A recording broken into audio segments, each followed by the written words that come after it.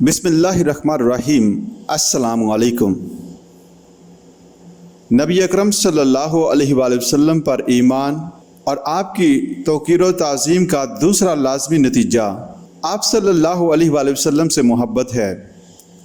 سامعین، صرف زبردستی، مجبوری اور مارے باندھے کی اطاعت تو کسی جابر حکمران اور جابر اقتدار کی بھی کی جا سکتی ہے،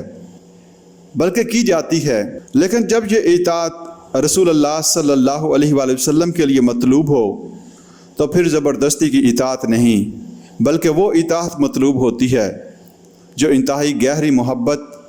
دل کی پوری آمادگی اور سچے دل کے ساتھ ہو، کیونکہ رسول اللہ صلی اللہ علیہ وآلہ وسلم کی محبت لوازم ایمان میں سے ہے۔ اس زمن میں خود نبی اکرم صلی اللہ علیہ وآلہ وسلم نے ارشاد فرمایا، لا یؤمن احدکم حتی اکون احب الیہ من ولدہ ووالدہ والناس اجمعین۔ تم میں سے کوئی شخص مومن نہیں ہو سکتا جب تک میں اس کے لیے اس کے باپ، اس کے بیٹے اور تمام انسانوں سے محبوب تر نہ ہو جاؤں۔ یعنی اگر ایک مسلمان کے دل میں حضور صلی اللہ علیہ وآلہ وسلم کی محبت اپنے تمام اعضاء و اقارب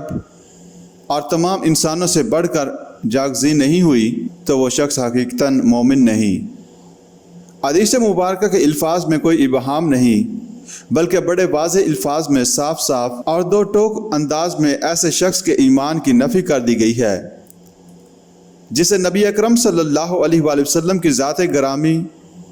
دنیا کے تمام انسانوں سے بڑھ کر محبوب نہیں ہے۔ اگر نبی اکرم صلی اللہ علیہ وآلہ وسلم کی محبت تمام محبتوں پر غالب نہیں آتی تو در حقیقت آپ صلی اللہ علیہ وآلہ وسلم پر صحیح معنوں میں وہ ایمان ہی حاصل نہیں ہوا جو خدا کے ہاں معتبر ہے اور جس کی بنیاد پر اس کی عدالت سے جزا و سزا کے فیصلے صادر ہوں گے۔ اس زمن میں حضرت عمر فاروق رضی اللہ تعالی عنہ کا ایک منقولہ ہے کہ ایک مرتبہ نبی اکرم صلی اللہ علیہ وآلہ وسلم نے ان سے سوال کیا، عمر، تمہیں مجھ سے کتنی محبت ہے؟ سامعین، ذرا اندازہ لگائیے کہ اس گفتگو سے کس قدر اپنائیت کا احساس ابھرتا ہے، اور معلوم ہوتا ہے کہ حضور اقدس صلی اللہ علیہ وآلہ وسلم اور عمر فاروق رضی اللہ تعالیٰ عنہ کے مابین کس قدر قلبی و ذہنی قرب موجود تھا۔ سوال کا انداز خود بتاتا ہے کہ یہ سوال اس ہستی سے کیا جا سکتا ہے جس کی محبت اور شیفتگی مسلم ہو۔ حضرت عمر رضی اللہ تعالیٰ عنہ نے جواباً عرض کیا کہ حضور، آپ مجھے دنیا کے ہر انسان اور ہر شے سے زیادہ محبوب ہیں۔ حضور صلی اللہ علیہ وآلہ وسلم نے پھر دریافت فرمایا اور خود اپنی جان سے بھی۔ اس پر حضرت عمر رضی اللہ تعالیٰ عنہ نے کچھ توقف کیا اور پھر عرض کیا، الآن، یعنی ہاں حضور، اب میں یہ بھی کہتا ہوں کہ آپ صلی اللہ علیہ وآلہ وسلم مجھے میری جان سے بھی زیادہ محبوب اور عزیز ہیں۔ حضرت عمر رضی اللہ تعالیٰ عنہ نے حضور صلی اللہ علیہ وآلہ وسلم کے سوال کا جواب سوچ سمجھ کر، اپنا جائزہ لے کر اور اپنے دل کے اندر جھانک کر دیا۔ حضرت عمر رضی اللہ تعالیٰ عنہ کا جواب سن کر حضور صلی اللہ علیہ وآلہ وسلم نے فرمایا کہ ہاں، اب تم مقام مطلوب تک پہنچے ہو، یعنی اگر میں تمہیں ہر چیز، ہر انسان، یہاں تک کہ اپنی جان سے بھی محبوب تر ہو گیا تو اب وہ صحیح تعلق پیدا ہوا جو اللہ کو مطلوب ہے۔ رسول اللہ صلی اللہ علیہ وآلہ وسلم کی اتباع، دل کی حقیقی محبت، طبیعت کی پوری آمادگی اور ایک گہرے قلبی لگاؤ کے ساتھ جب انسان کسی کی پیروی کرتا ہے تو وہ صرف اس حکم ہی کی پیروی نہیں کرتا جو وہ اپنی زبان سے واضح الفاظ میں دے رہا ہو، بلکہ وہ اس کی ہر ادا کی پیروی کو اپنے لیے باعث سعادت سمجھتا ہے اور اس کے چشم آبرو کے اشاروں کا منتظر رہتا ہے، اور یہ دیکھتا ہے کہ میرے محبوب کو کیا پسند ہے اور کیا ناپسند، ان کی نشست و برخاست کا طریقہ کیا ہے، ان کی گفتگو کا انداز کیا ہے، چلتے کس طرح ہیں، وہ لباس کون سا پہنتے ہیں، انہیں کھانے میں کیا چیز مرغوب ہے۔ ان چیزوں کے بارے میں خواہ کبھی کوئی حکم نہ دیا گیا ہو،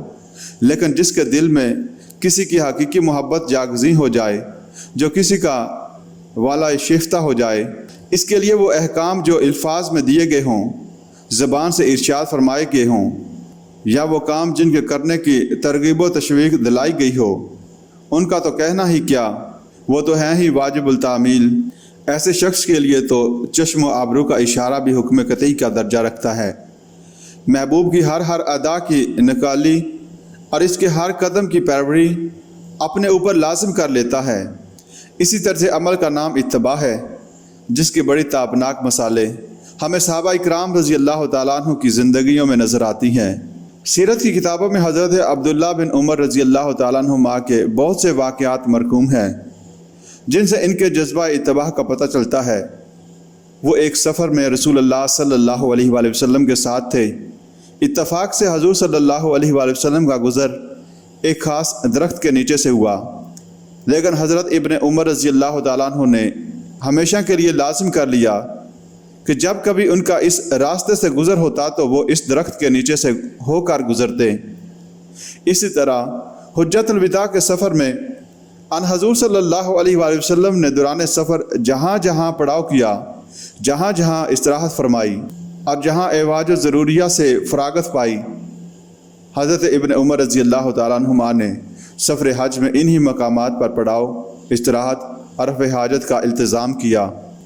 حالانکہ انہیں حضور صلی اللہ علیہ وآلہ وسلم کی طرف سے ایسا کوئی حکم نہیں دیا گیا تھا، اور شریعت کے لحاظ سے آپ صلی اللہ علیہ وآلہ وسلم کے یہ اعمال واجب التعمیل بھی نہیں تھے۔ یہ معاملہ عشق و محبت کا معاملہ ہے، جس میں محبوب کے ہر نقش قدم کی پیروی دستور محبت شمار ہوتی ہے۔ اگر کوئی فنافی حب رسول صلی اللہ علیہ وآلہ وسلم ہو جائے تو اس کا طرز عمل اور رویہ یہی ہونا چاہیے۔ اسی طرح صحابہ رضی اللہ تعالیٰ عنہ میں ایک صحابی رضی اللہ تعالیٰ عنہ کا ذکر ملتا ہے، جو کسی دور دراز علاقے سے آ کر رسول اللہ صلی اللہ علیہ وآلہ وسلم کے ہاتھ پر مشرف با اسلام ہوئے تھے۔ انہوں نے حضور صلی اللہ علیہ وآلہ وسلم کو بس اسی ایک موقع پر دیکھا تھا، اور اتفاق سے اس وقت آپ صلی اللہ علیہ وآلہ وسلم کا گریبان کھلا تھا۔ تو آپ صلی اللہ علیہ وآلہ وسلم کو کھلے گریبان کے ساتھ دیکھ کر ان صحابی رضی اللہ تعالیٰ عنہ نے پھر ساری عمر اپنے گریبان کے بٹن نہیں لگائے، اس لیے کہ انہوں نے محمد رسول اللہ صلی اللہ علیہ وآلہ وسلم کو اسی حال میں دیکھا تھا۔ حالانکہ حضور صلی اللہ علیہ وآلہ وسلم کی طرف سے انہیں ایسا کوئی حکم تو کجا کسی ادنا درجے میں اشارہ تک نہیں کیا گیا۔ شریعت کی روح سے یہ نہ فرض ہے نہ واجب، لیکن یہ محبت کے لوازم میں سے ہے کہ محبوب کے ہر نقش قدم کی پیروی اور ہر ادا کی نکالی اپنے اوپر لازم کر لی جائے۔ اسی طرز عمل کا نام قرآن مجید کی اصطلاح میں اتباع ہے۔ اتباع رسول صلی اللہ علیہ وآلہ وسلم کا قرآن مجید میں جو مقام ہے وہ سورۃ آل عمران میں سامنے آتا ہے۔ قل ان کنتم تحبون اللہ فاتبعونی یحببکم اللہ ویغفر لکم ذنوبکم واللہ غفور الرحیم۔ اے نبی صلی اللہ علیہ وآلہ وسلم، آپ فرما دیجئے کہ اگر تم اللہ سے محبت رکھتے ہو تو میری اتباع کرو۔ اس کا نتیجہ یہ نکلے گا کہ اللہ تم سے محبت کرے گا اور تمہاری خطاؤں کو معاف فرما دے گا، اور اللہ بہت معاف کرنے والا اور بہت رحم فرمانے والا ہے۔ اس آیت کریمہ سے معلوم ہوا کہ اللہ تعالیٰ سے محبت کا لازمی تقاضا نبی اکرم صلی اللہ علیہ وآلہ وسلم کا اتباع ہے۔ اس اتباع کا ایک نتیجہ تو یہ نکلے گا کہ ہم اللہ کی محبت میں پختہ تر